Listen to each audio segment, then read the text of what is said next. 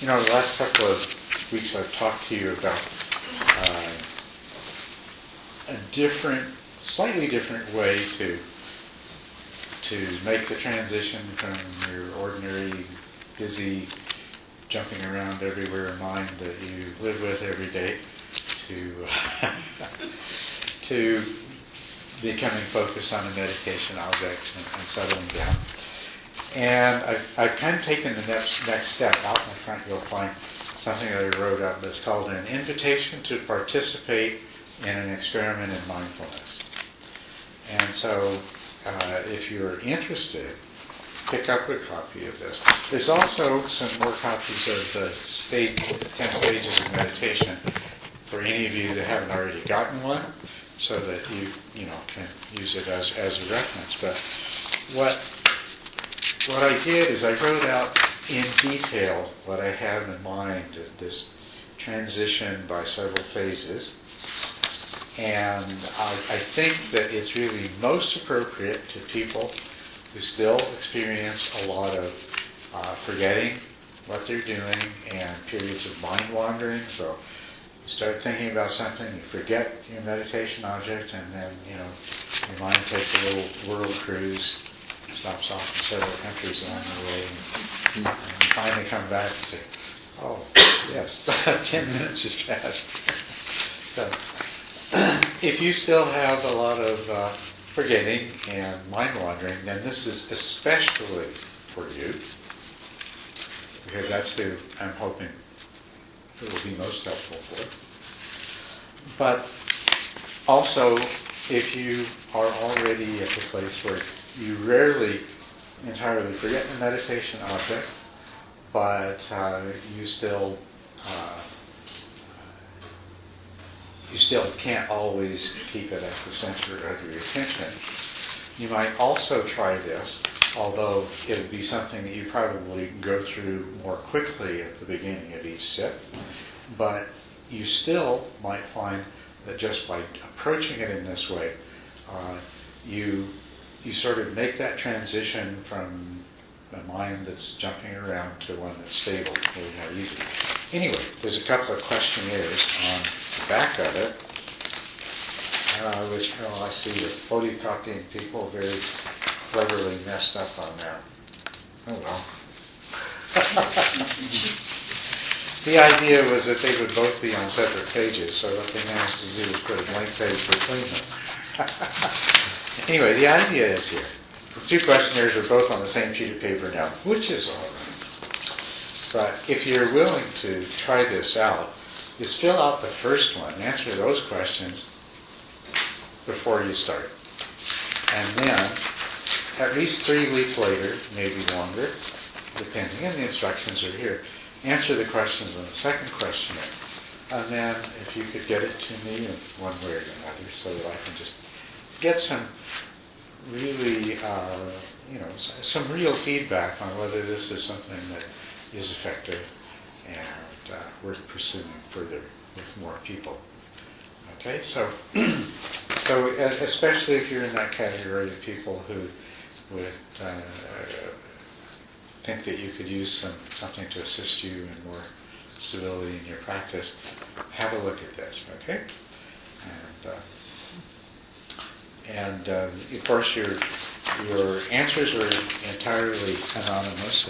Not that I'm sure you're worried about me knowing what the quality of your meditation experience is, but listen, your answers will be anonymous, and it's a before and after comparison, just to get us a rough idea of what kind of effect this has. Okay? Any questions about that? All right.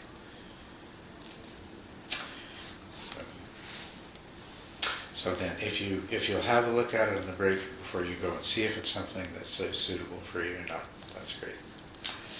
All right. Do we have anything else that anyone would like to talk about?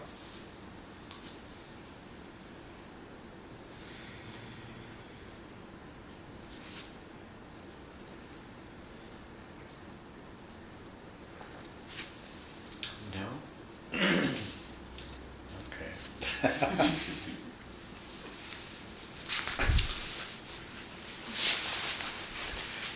Yes. Thank you. I've been wondering lately about the second factor of enlightenment, the investigation of mental objects. Exactly what is meant by that? What did the Buddha mean, and how does one go about that? Investigation Of mental objects. of mental objects, right? Yeah, which is translated that way and other ways, probably of dhammas, of. Right. But Yeah. it's investigation. Certainly. Well, the word that's used in Pali is Dhamma, and Pali was a spoken language before it became a written language several hundred years later. And so capitalization has no real significance, but in modern times, where we are much more used to writing, there has been the convention to use the word Dhamma, or Dharma is the equivalent of it, in a capitalized version and an uncapitalized version to distinguish between them. The word Dhamma means it means a mental object. It means an experience.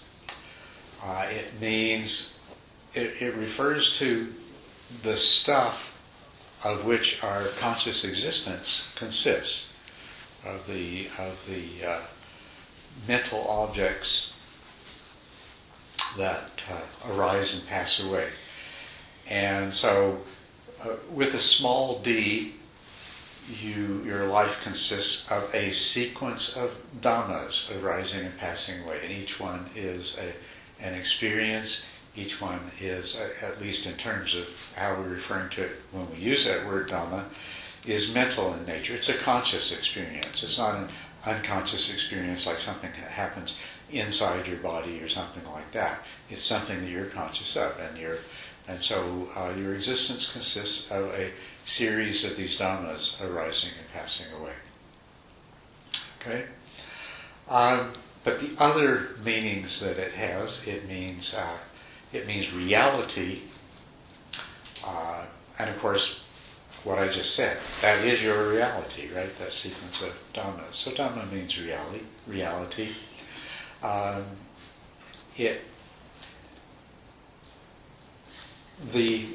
When you understand the true nature of reality, then it's Dhamma with a capital D. The way things really are, rather than the small d Dhamma that is describing the continuous unfolding of phenomena. When you understand the way things really truly are, it's capitalized. So, in that sense, it also means, and is sometimes translated as truth. And then, of course, it also means doctrine and teaching that lead to the understanding of truth. Now, the investigation of Dhammas is to investigate the small d Dhammas in such a way that you arrive at a capital D realization of the true nature of reality. It means mental objects because it is crucial in that investigation that you come to the point of accepting that all of your experience consists of mental objects that actually arise in the mind. And not in the sense that we're denying that anything outside the mind exists, because we're not. And nor are we saying the only thing that's real is the mind, because that absolutely is not what we're saying.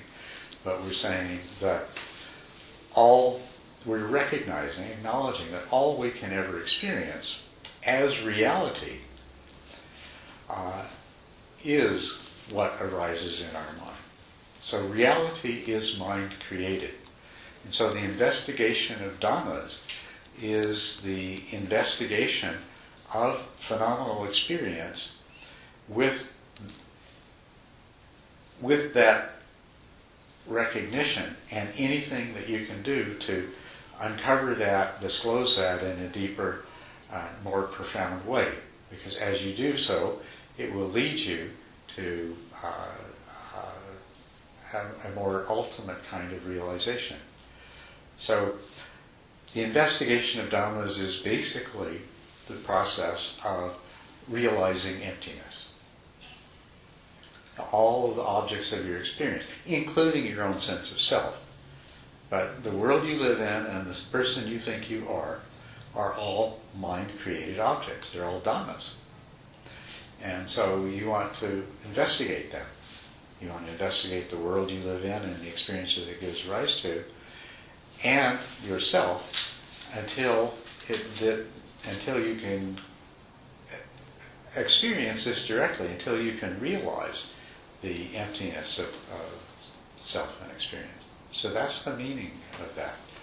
As the second factor of enlightenment, or as a factor of enlightenment, it is the factor of investigation. It is the ongoing application of mindfulness to your experience. You hear something and you observe your mind's reaction to it. Your mind identifies it, labels it. Your mind becomes certain that that's what it is. Somebody else says, no, it's not, it's something else. And you defend that and argue, no, that's what it is. I know, you can't fool me. And it may be something that you like or don't like, and your mind reacts by attaching to it, or experiencing aversion to it, or maybe feeling absolutely neutral to it. But mindfulness of the dhammas is paying attention to what's always happening all the time anyway, until you can begin to see it for what it really is. So the 7 factors of enlightenment are to diligently, that's the first one, or energetically, or I like diligently, or enthusiastically. First factor, like we'll translate Indriya into English as enthusiasm, is to, number one, enthusiastically to investigate experience with a mind that is imbued with the qualities of joy, with powerful mindfulness, concentration, joy, tranquility, and equanimity. That makes all 7 of them.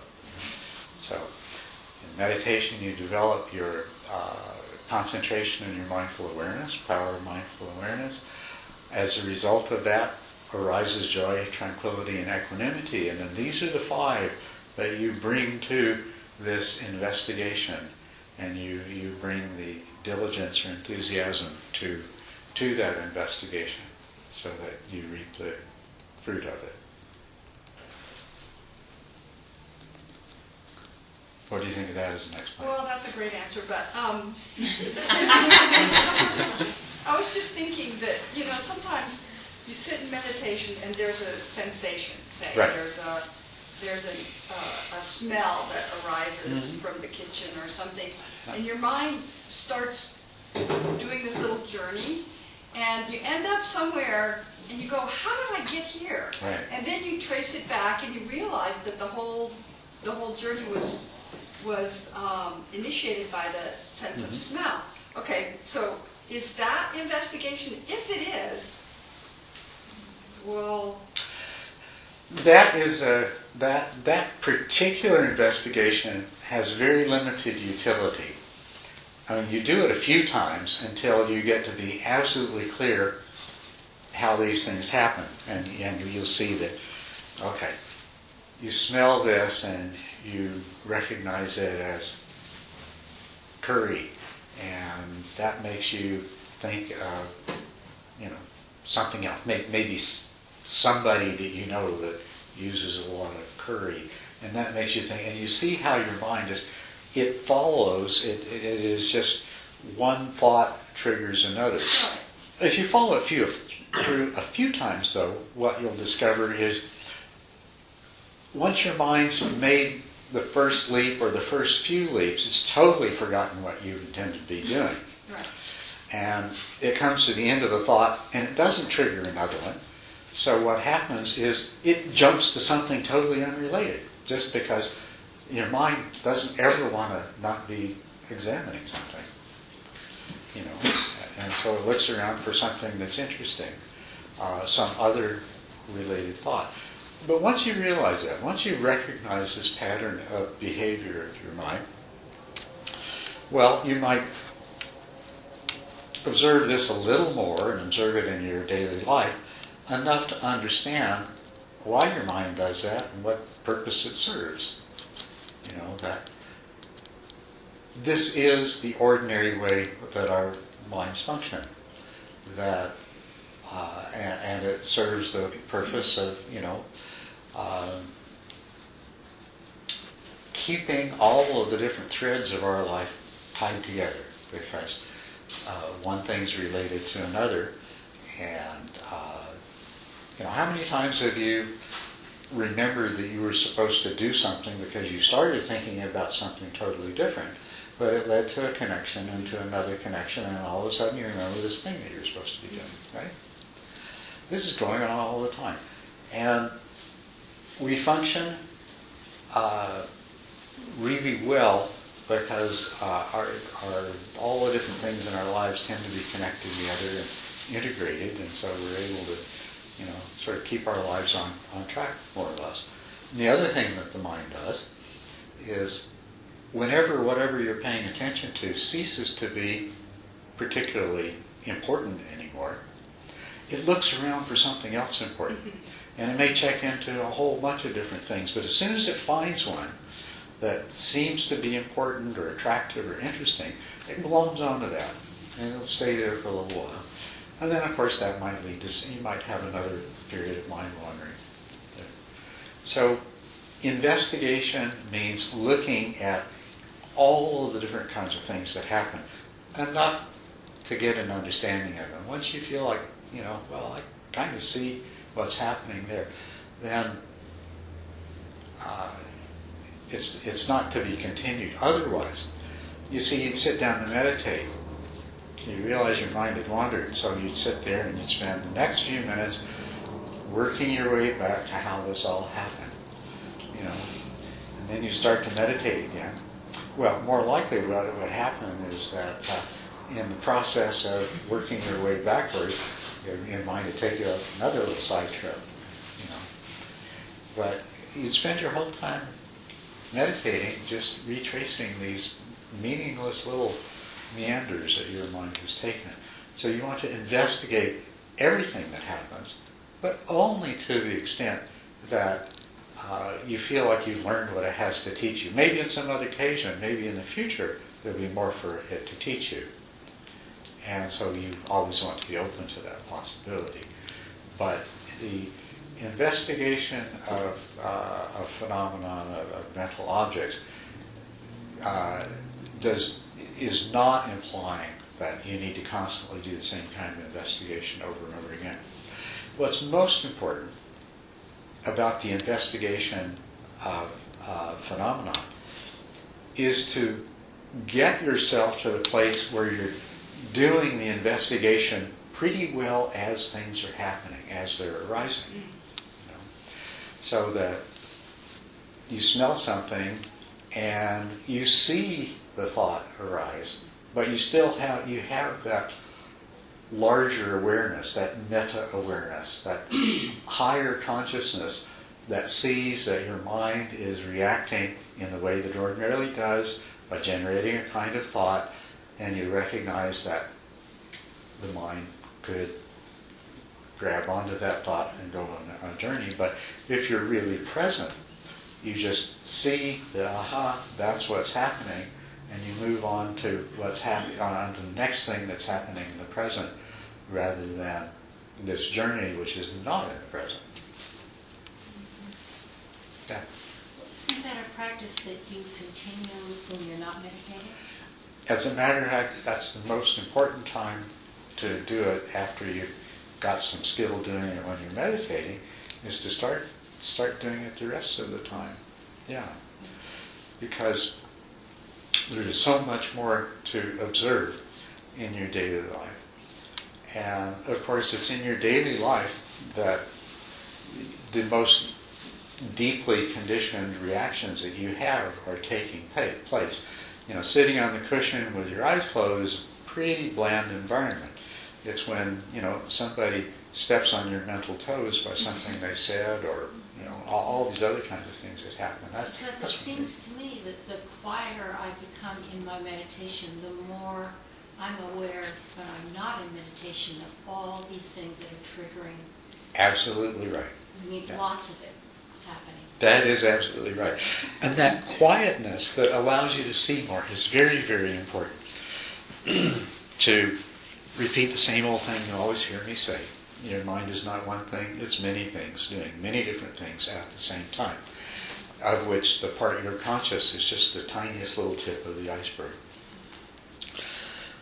The more scattered your mind is, the harder it is for you to be particularly aware of anything. Right? In meditation, what you're doing is you are gathering together, and this is actually the literal translation of the word samadhi that we translate as concentration. It means gathering together.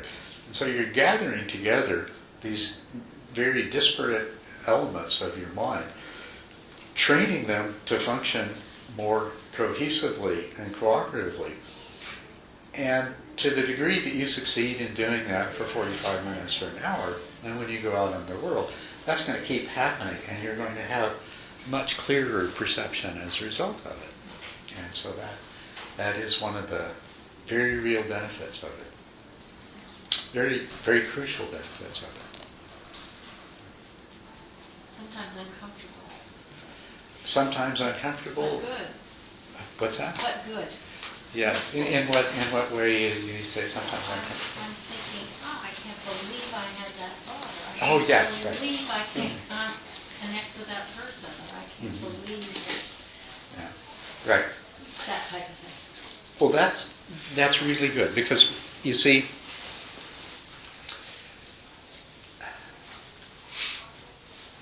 first you have the clarity to start noticing these things as they happen.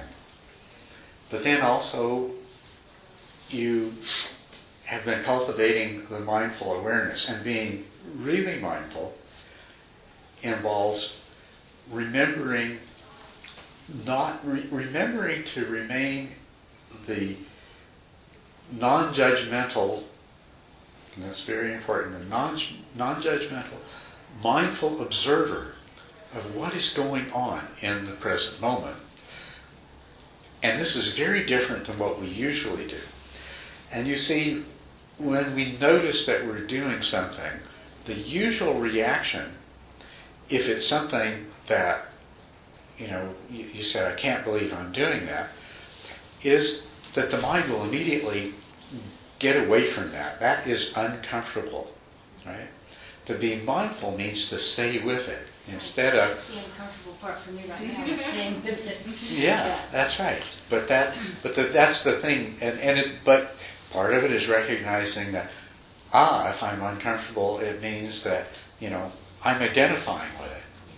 I'm judging it, and of course we do. I can't believe I said that. That's a judgment of ourselves. And that's a judgment that may be grounded in a whole lot of really good things. That was a terrible thing for me to say and do. But the practice of mindfulness is not about that judgment. It's about setting aside the judgment long enough to really see what's going on.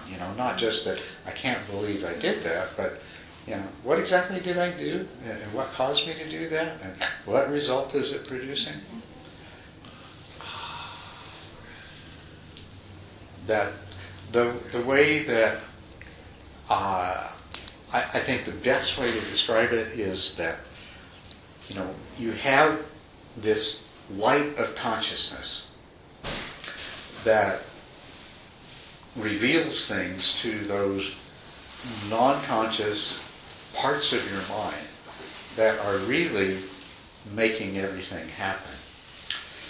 And they're mostly making things happen based on old programs and conditioning and a kind of assumption that this is for your ultimate good, even though it's not.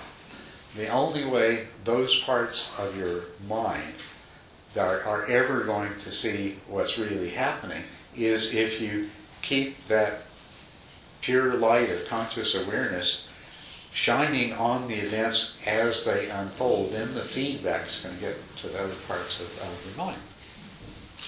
And that will help us to not through forcing ourselves, but through the natural, deep acquisition of a kind of wisdom and understanding to change the way we react. I find that sometimes I have very angry thoughts or vindictive thoughts,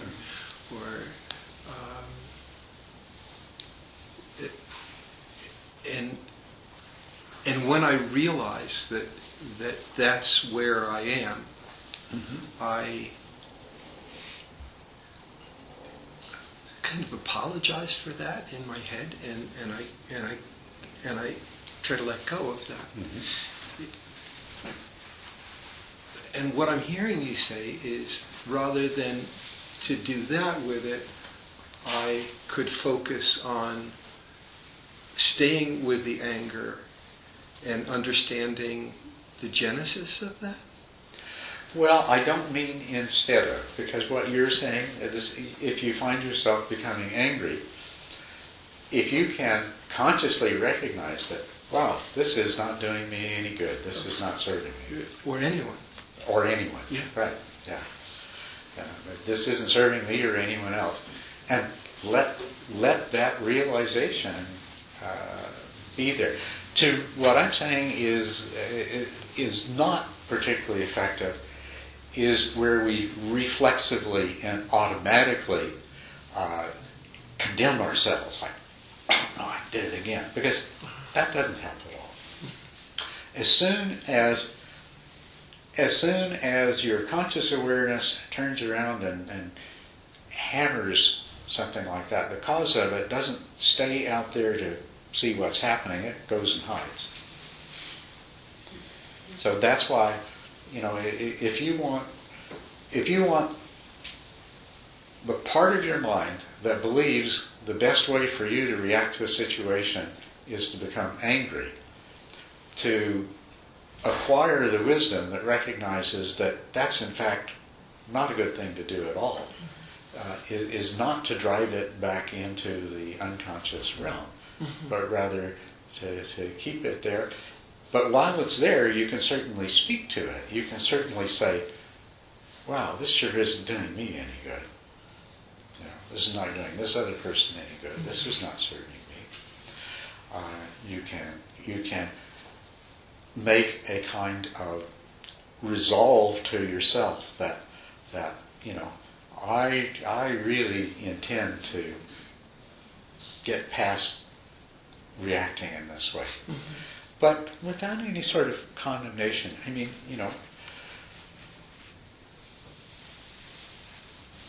the anger arises. And you can't help that. And sometimes you act out of the anger. And if you have awareness in the moment and you still act out of the anger, then face it, you can't help that either. And there's no point in condemning. That is an unchangeable present phenomenon that is due to an unchangeable past. The only thing that you can impact is what happens in the future by recognizing that, oh no, here I am doing it again, and this really isn't helping. And anger at the self is still anger. Anger is what? Anger at the self That's is exactly still anger. Right. Anger at the self is still it's anger. It's not love. That's right. Or understanding. That's right. And it's going to be relatively ineffective. One member of your crew there believes that turning on the anger switch is doing something good for you. And if you turn on that crew member, they're just going to go hide. They're not going to pay attention to what happens. And the same thing when you reflect on it later on. You're not aware in the moment, but you become aware of it sometimes afterwards. But if you condemn yourself and blame yourself, I shouldn't have done that. It's what you need to do is to approach it in a really objective way. Aha! anger, and the subtext is that it's due to past causes and conditions.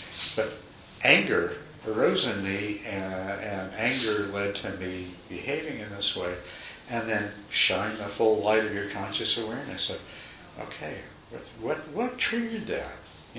Not the justification for it. Well, of course I got angry because he said something, but what was the real trigger?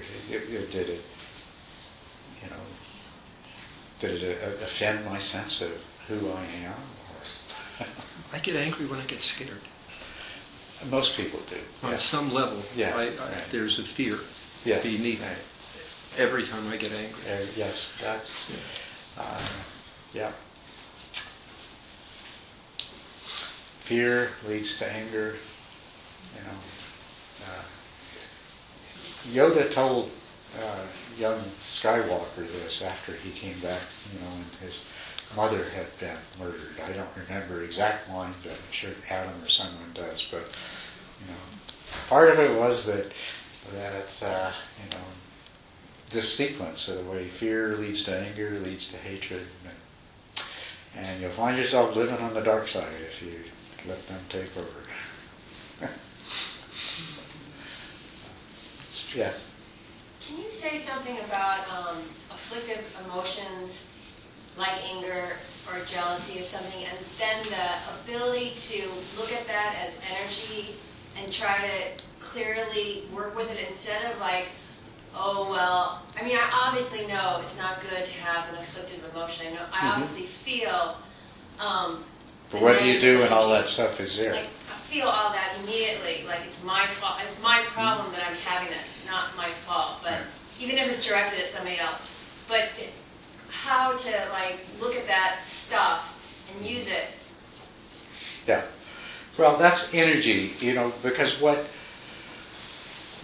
your mind and your body are so closely interconnected that when you have that kind of thought or emotion, your body immediately becomes prepared to act, to fight or to flee or whatever is appropriate under the circumstances. You're feeling anger or fear or whatever it is. And so there's a tremendous flood of energy that goes through your body, some of it neural and some of it chemical, hormones and everything else. Yeah, and there you are. What do I do with all of this stuff? And you do really, you want to do something with that. Well, the most important thing is that if you can stop the flow of it, So, to the extent that you can not have the kinds of thoughts that keep it going, that's going to be an obvious thing to do. And then once you've succeeded, you've got this energy in your body, and what can you do? Well, watching your body is the total opposite to acting. And so this should give you some handle on what to do with this energy. You might be able to find all kinds of good ways to use this energy, or you might be able to just calm yourself down and let the energy itself subside. But it's going to be there. You just got to accept it. When the emotions are triggered, and when the hormones are released, and when the nerves fire, and when that surge of, the way I picture it, when those emotions arise, that there's just this energy just flows out from the emotional centers of your brain all over the rest of your brain, and you're just in that energized state. So it has to stop generating itself, and then that energy has to find some sort of productive channel to go through. Of course, one of the worst things is if you just hold it in, bottle it in, and it turns into negative effects that it has on your body. Far better to release it through some kind of physical activity. Isn't it so that energy has two sides? When for example, anger, when you look at anger and you investigate it, and you stay with that, it can change in propelling you into action to something which is beneficial. That is right. Right? So it has those two sides. You can get stuck with it, or you can move it and it turns around. And then even energy is a positive force. That is true. And that is, that is a very skillful way to practice, is that when you recognize that unwholesome states of mind are arising. And of course this takes some practice, and you've got to be, you've got to have already developed a fair bit of mindfulness and have some practice experience behind you. But if you can, when you find your mind energized with anger, if you can take that anger and not just let go of it, but take the energy that is given you and try to turn it towards compassion and understanding. If you can see yourself in the other person that's made you angry, and if you can, usually when you get angry, they hurt you in some way. But if you can understand where that comes from, if you can recognize that in fact it's coming from their suffering.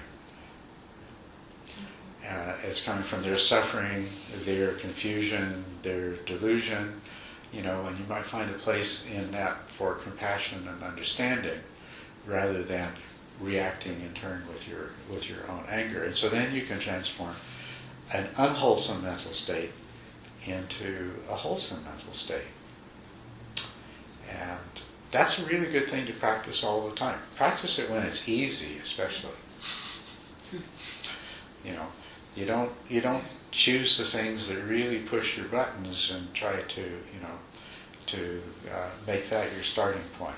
You start with the little annoyances, the little things that happen all the time that create some irritation. And if you don't do something about it, then it creates more and leads from one thing to another. So you can, if you just recognize when it's happening, that, well, okay, I can let this irritability and impatience hang around in my mind and have an impact on the next thing that somebody says to me or the next thing that happens, and end up ruining my whole day after a couple of hours. Or I can take it right now and I just accept that, well, yeah, this is what happened. No big deal. Let go of it. And maybe even better, find some really positive thing. Some annoying thing happens to you. Why did somebody put this here? But well, what can I do to save somebody else's frustration? That's a really positive kind of reaction.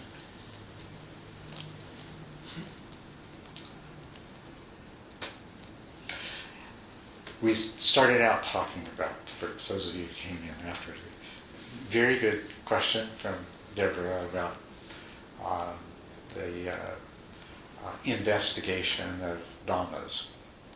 And so that's how we led to this. And this is, as you can see, this is all about investigation of dhammas, right? But we've added to it here that after we've investigated them, the most recent thing we added is that after we've investigated them, and when the energy that is there, mental or physical, we can choose to do something with that, and we can also choose something to do very positive with it if we want to. So, and we should.